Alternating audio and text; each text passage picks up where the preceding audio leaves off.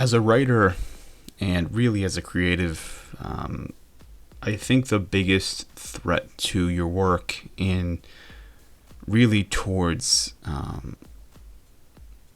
achieving any kind of success in this field is distractions. To no end do I think though that is the most awful thing that you can experience as a writer. Everything else can be taught. You can learn how to write, you can learn how to read, you can study other authors and learn techniques, you can practice your craft.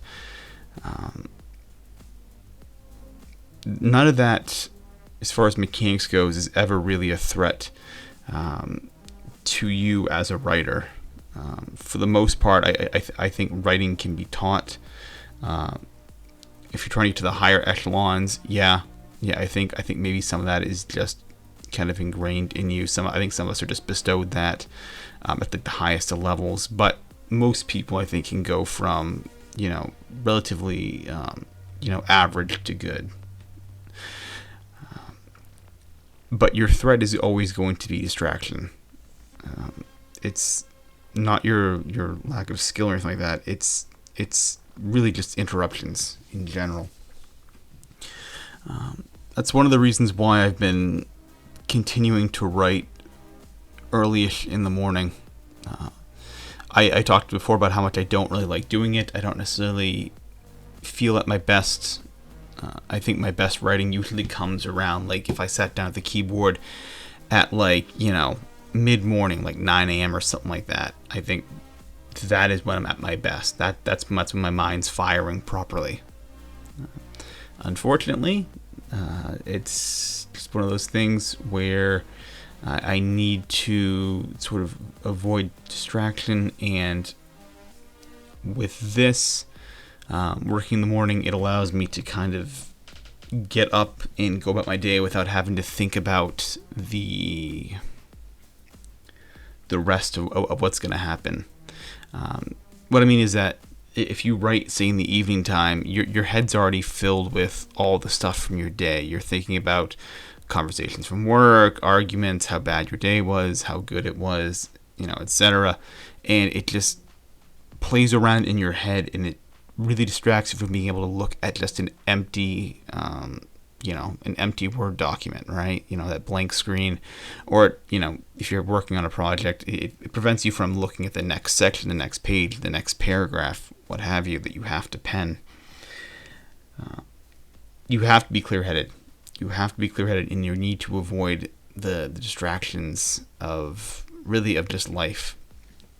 And so what I find works well is, at least at the moment, is getting up early and just sitting here and doing it when the only noise I can hear is my computer humming and birds outside my window. That's where good stories can be born. That's where good ideas can be created.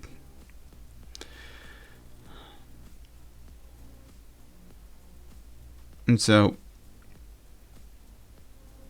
I guess I'll wrap up this video by kind of reiterating that if you're a writer, it's the distractions. It's not the skill. It's not what you don't have already. You can watch every YouTube video there is on craft and form, and you can read other good authors and study. You can have really good ideas, but it's the distractions that prevent the good ideas from coming to you. It's the interruptions, because your ideas, until they go on the page, are very unformed. I think we've all experienced the idea, like sitting at the computer and getting, after a few minutes, maybe you start to get like an inkling of an idea, a concept, maybe a good sentence or something like that. But it's not really a good sentence, is it? It's an idea of a sentence, and so you start constructing it in your head. You start putting it kind of through the ringer of your mind, if you will. You're playing around with it. Maybe you type it out on the screen and it's like, it's not working, but you can just tweak it. There's something there. There's an idea, a concept you're trying to get across. there's something that sentence is saying that you're like, okay, it's saying this, it just needs to be tweaked a little bit, and then interrupted, right?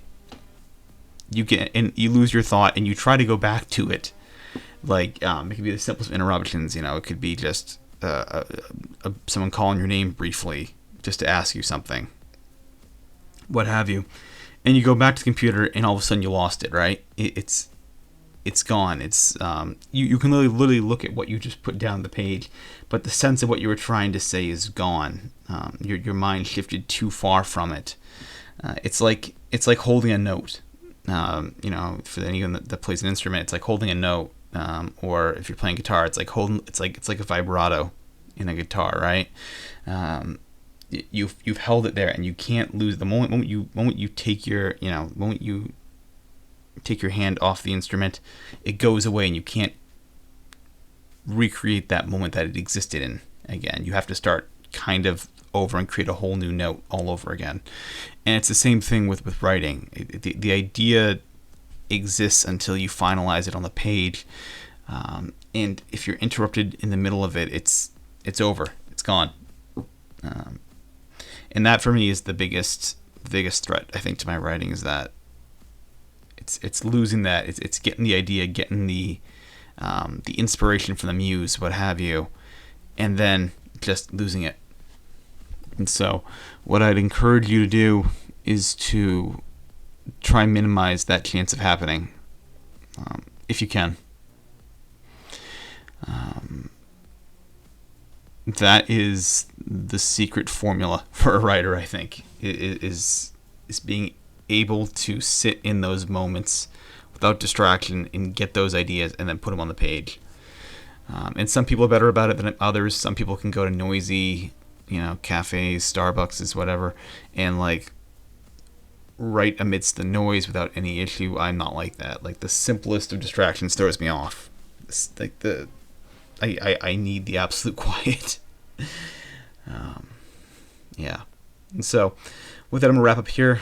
I will see you all tomorrow, and thank you so much for watching this.